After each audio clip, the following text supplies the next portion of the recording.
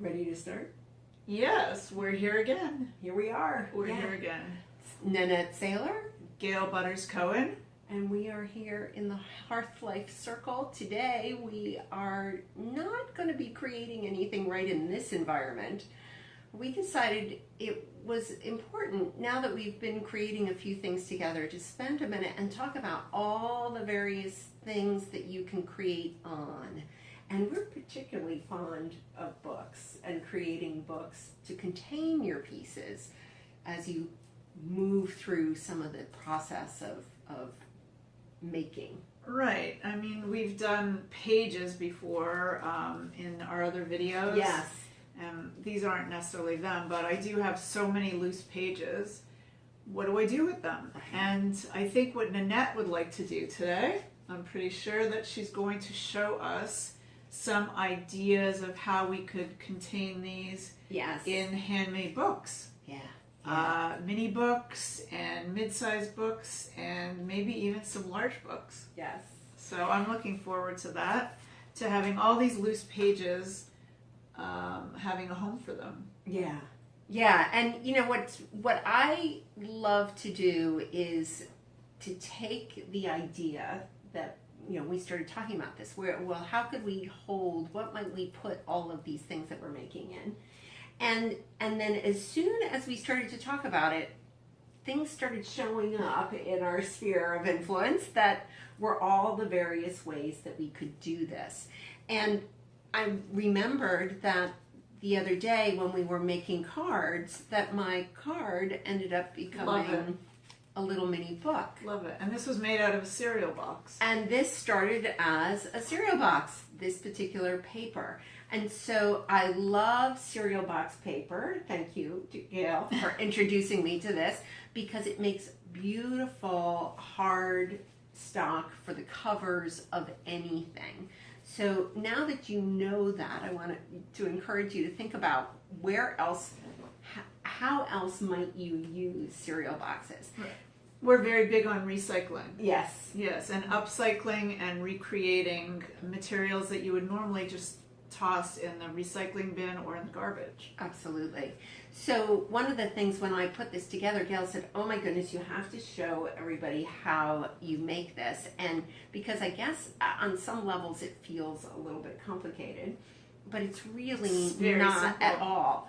But it's so pretty. Yeah. It's so pretty and so easy to do. So I... how did you do that quickly? Yeah, so I want to show an example of how this gets done without actually doing the making right now. It really is as simple as taking your piece of cardboard. In this particular case, I have this beautiful top of a Kleenex box that is making this lovely window for a card. And please show somebody how you figured that out, which is such an obvious yet well-hidden treasure that we all have in our homes. This was the find of the week. I love it. Yes. I love this, and I can't wait till you show us. I'm really looking forward to making little cards out of these. This standard cereal box, not cereal box. This one is a Kleenex box, and almost every brand has some type of little window on the top that the Kleenex comes out of. So I haven't pulled this off completely, but you'll see. Please do.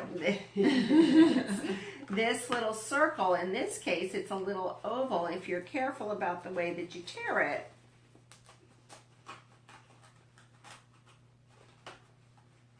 you end up with the oval. And when you take the box apart, by simply following the lines of the cardboard and just pulling the glue off, they're not particularly, the glue isn't very strong. You don't need any scissors. You don't need scissors. Go ahead, you can tear it. I can tear it apart? Go ahead. All right. You simply start by taking the box apart. And don't throw anything away, because there are many things you could do. You could even use these pieces as bookmarks after. Yes. Just gesso them or use titanium white on them or any color. Absolutely. And so now we have almost book. an almost book. And later you'll show us how you cut that open. Yeah. So you have your back and your front, which end up looking like this. Fabulous. And then the other piece, depending on the way that certain Kleenex boxes have this overflap on them that's Oh, I don't square, know about that. some of them don't. But this is the other side of it, just used this way. We made little envelopes out of those, but I guess we could show that later. Yeah. So this is the beginning now of a little book. And in its simplest form, all you need to do to create a book that you can continue to work on, take a piece of paper that is the same size or a little bit shorter. I generally do them just a little bit shorter. And you cut that piece of paper, fold it in the middle. When you lay it inside, now you have pages in your book. And you just tie a ribbon around that Right. to hold it together. So you've got a first page and inside, and now a back page with one piece of paper. If I add another piece of paper, just exactly the same way, now I have 1, 2, 3, 4, 5, 6, 7, 8 That's practically a book. pieces of paper. Exactly. Here's a book that you would buy in the store, just these little mini happy book. books and the quotation books.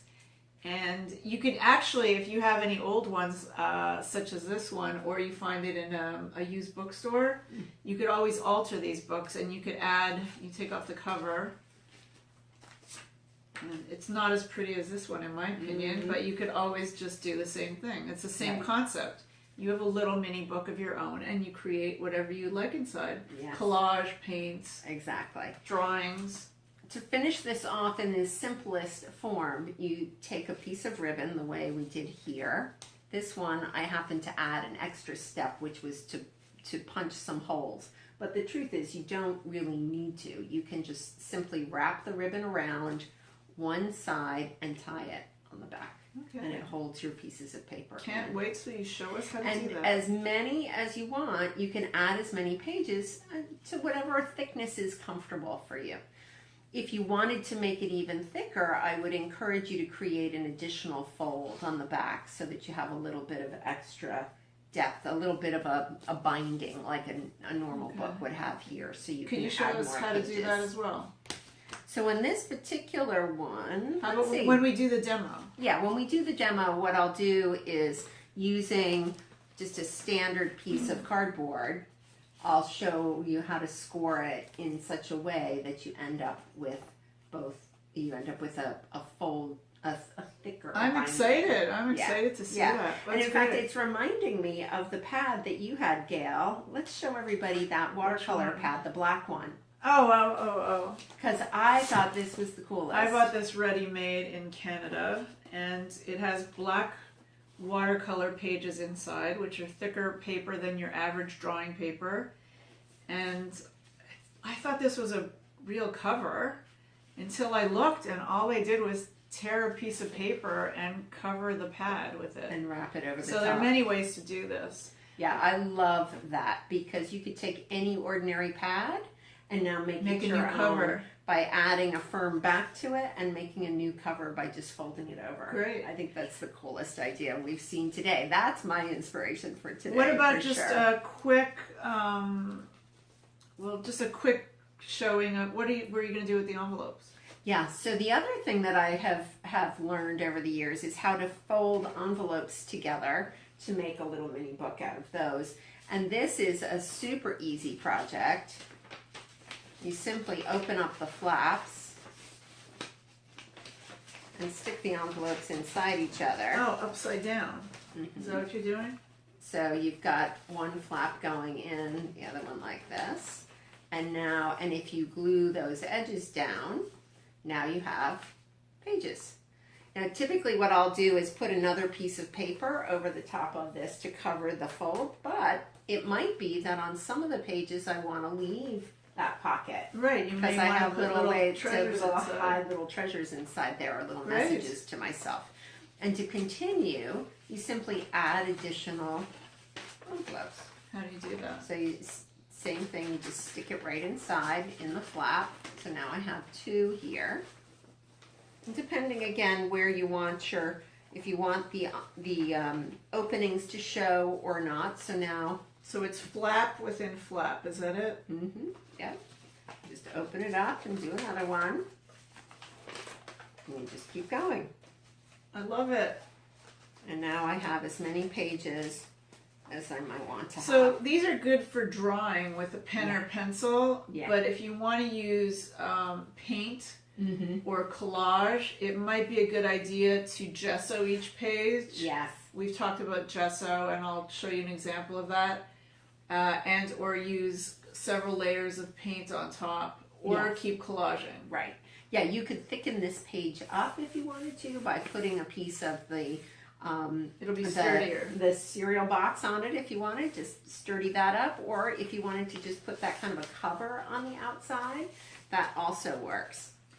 Okay. So I love your I don't know. There's so many substrates and so many options, and very often instead of going into my room where I have all my art supplies, I'm just in the kitchen and I just need something really simple to work with. In my art room, you know, I have various journals. This one is actually has watercolor paper inside of it, so I don't really have to do that much work on it to apply collage or paint. There's wood substrates, as we call them in fancy art words. This is a wood panel with a beautiful finish on the side. And I'm showing you all the things that I would use if I went upstairs in my house and wanted to start doing lots of work. And this is a canvas, so it's canvas wrapped on wood. That's another option. And what I love about the canvas wrap is you can work right on top of this. Right. So one of my favorite tricks is to go to the thrift store and get old pictures that nobody wants that have those really cool old wooden frames on them for $1, and you can take them apart with no glass on them, and you've got a base, a canvas base to work on, and you've spent a couple of dollars. I know, and you can make it really special. You can make it your own. Then I have these, you know, these what do they call it? Artist board. These are all the more, they're either student grade or professional. There's a clay board. So many options. Another panel. Here I have a burlap wrapped around a canvas, and I painted on that. I actually stamped on it, and I did stenciling on it. So the other thing I wanted to just talk about again is I love these cards. Yes. And it is a card. They come, I think I got this at the art store, but you could probably find it elsewhere. They come with envelopes, and they're really nice watercolor paper, and they make for really great surfaces to do cards. Yes. And or you could use them to create the books that we're doing, that we're talking about. Absolutely. So I'm excited to use these. And we did the doors recently. Yes. And this is just a simple piece of cardboard, and we did a door that opens and closes, windows that open and close, and it was doors of opportunity to the future. Passageways. Right. Yes. And I've been working on that, and I've been wondering what to do with this. And I think I will use this as a cover in one of the books that you're going to teach us how to create. Yes. So the other example that I love is the standard composition book, 99 cents in most places. And I love that these open flat. You can get them, they open all the way. In this particular example, I was doing just simple doodling and adding regular simple paper to the inside. The idea is that to get the pages started, and then you have something to work with. But certainly you could gesso these, you could really thicken them up. Right, you could do great backgrounds with inks, dripping, nail polish we talked about. Yes, all kinds of stuff in these. And the beauty is that it's all bound already for you. That's a nice binding. Yeah, it's a nice binding because it opens up all the way. So let's see. And also just to remember that sometimes the little jump rings are a beautiful thing. These are available at any craft store. Oh, that would be fabulous on this. Yes, exactly. And this is a cardstock paper that I found actually at a creative reuse center. So for any of those you out there who have a creative reuse center, Google it, see if there's one in your area. You may have amazing materials available to you there. Terrific.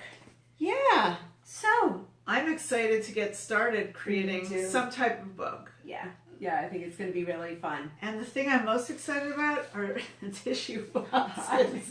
I'll never look at them the same way again. And I'm going to go home and look and see if I've got some of those spiral books that I can start to put do some things, repurpose those pages. Fabulous. All right, we'll see you in a little bit. Until next time. Yeah. Bye-bye.